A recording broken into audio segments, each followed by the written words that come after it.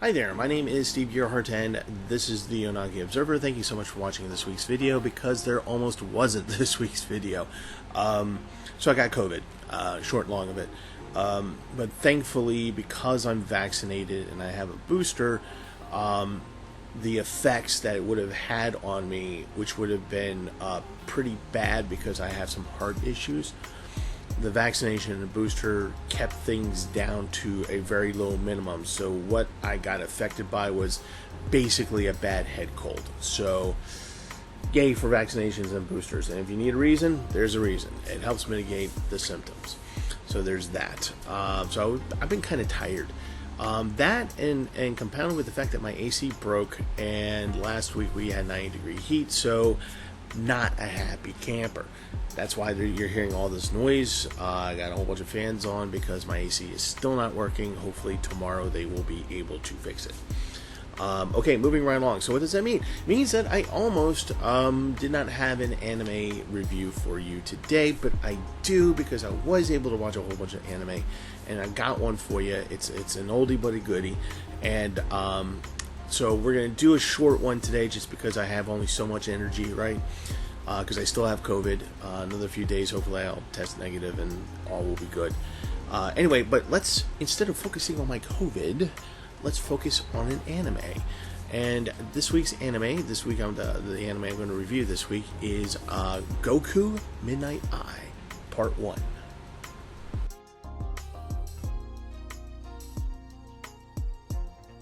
So as I sat on my couch, sweating, suffering from COVID, I needed to lift my spirits. So I watched a bunch of anime. And one of the anime I saw was, of course, Goku Midnight Eye. I wanted to watch something that was kind of old school, back in the day kind of thing, different style of animation, all that good stuff. And I was just like, I don't think I've ever seen this one. This seems familiar. This animation seems familiar to me. I'll check it out later. Just kind of want something to watch. So Goku Midnight Eye it was. And this is what we're going to talk about today. Originally, it came out in 1989. I think it was supposed to be an actual movie, like about not quite 2 hours. But they divided it up into two OVA episodes, and I think they were going to try to make a series out of it. It just didn't fly. So let's go through some of the stats on this and just kind of give you an idea. Like I said, it was made in 1989, and I'm going to read some stuff here. So I apologize for the glare on the glasses. By the way, should I keep the glasses or not for the videos? I don't know. You tell me. Anyway, so it came out really early, January of 1989. Director was Yoshiaki Kawahiri. And if that name sounds familiar, it should. He's been doing a lot of stuff over the years. He was born in 1950. He's done a lot of storyboarding. I think the most recent stuff is like One Punch Man. But if you are familiar with the animation, you go, wow, this looks familiar to me. And if you've seen Ninja Scroll, yes, it's that guy. So he did Goku Midnight Eye as well. So there we go. There's some stats for you. And a siren as well. Kind of ironic given that this anime... They're after me. Given that this anime is actually a kind of a police investigation, cyberpunk kind of thing going on. So let's break down the story a little bit.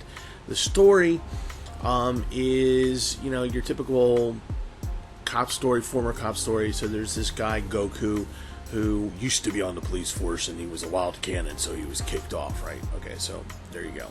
So his character design was inspired by gigolos and male strippers. So let me explain.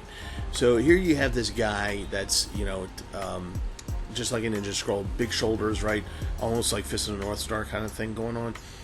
And he's got a suit jacket on, sleeves rolled up to the elbows. He's got suit pants, black boots. Everything's like very noir. And he's got a big black tie that goes down his torso. And I say torso because he's not wearing a shirt. That's right, he's bare-chested underneath, and that's his uniform. So he is a private eye at this point, and he's getting word that some of his former cop buddies are committing suicide for no apparent reason. So he investigates with the last surviving member of a particular squad that's investigating this particular gun-running villain, and it's set in the way off year of 2014. Hey, it was made in 1989.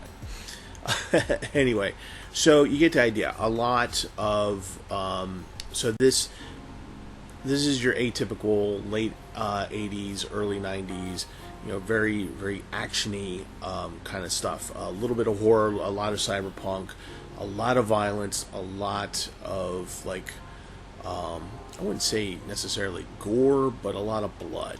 I think I'd put it that way. Oh yeah, and a lot of nudity too. So there's going to be a lot of that going on. So if you're under 18, you probably shouldn't be watching it. There you go.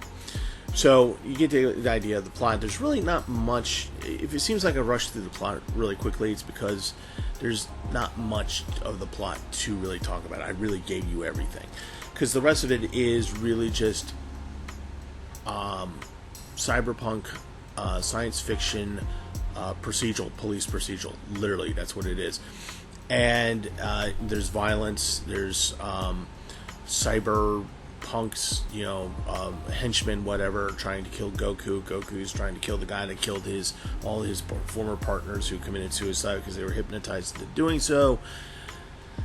You get the idea. So, on the cover of, if you decide to look this up, like IMDb or whatever, on the cover you're going to see a pink-haired lady, and kind of like on all fours. It looks like she's a major part of the story in part one. She isn't. She lasts all of 100 seconds, I think, in the entire episode. And all she does two things. The first time you see her, which is the majority of her time on screen, is that she is being a stripper on all fours with motorcycle handlebars on her shoulders, and she's writhing around like you're supposed to be riding her, and it's awkward and cringy. Anyway, and then later on she turns out to be cybernetic, and Goku has to fight her. You get the idea.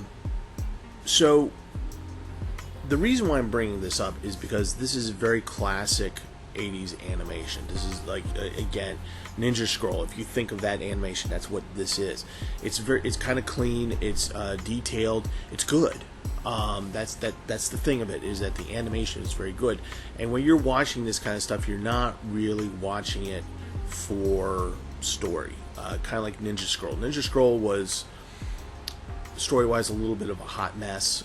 There were some interesting things about it, but it was really about, hey, let's put in some really good fight action scenes and make some interesting visuals, and maybe a couple of little disturbing visuals as well. And Goku Midnight Eye was no different. Like I said, this does have a part 2. I've not watched the part 2. If you want to watch the part 1, I would say go ahead. This is not going to be the best anime you have ever seen in your life. If you appreciate animation, you will enjoy this. You will enjoy it for the animation. You will enjoy the fight scenes. You will enjoy the ideas behind what is drawn. So there is that, and that's why I would encourage you. And if you are an otaku and if you haven't seen this, then you pretty much are obliged to see it because you're an otaku. So anyway, there's that. So yeah, if you can get it for free, watch it for free. There's, go ahead. The dub doesn't really matter. It doesn't matter if it's Japanese or English. Just if you decide to watch the English, just know that Steve Blum does the voice acting for Goku. If you don't know who Steve Blum is, he's the English voice actor for Spike Spiegel in Cowboy Bebop. So there you go. So there is that. Will I watch episode 2? Maybe someday, because this is the type of anime. This is a good anime for those of you who are like coming off of a major series or something heavy, and you need something that your brain doesn't need to think about, and you just need to go through it, and you just want something actiony, and it's 3 a.m. And it doesn't matter if you turn it off and come back to it 5 years later. this is your anime. That is the anime. So it does serve a purpose. So in the wide spectrum of this review, of this COVID review, and I do apologize for the quality of this review. I have COVID, I'm sorry. I am going to tell you that in terms of being a fan of anime and kind of like saying, yes, I've watched that, you do need to see Goku Midnight Eye, because one of the things that you'll notice is I've been aware of this anime for, I think, since it came out. I just never got around to watching it. The cover box is something you will probably have seen before. So it is it's a bucket list anime. You need to watch it to say that you watched it. Never need to go back to it again. There's nothing to really think about. It's just something to watch. So yeah, so go ahead, watch it if you want. If you never see it, that's okay. It's fine.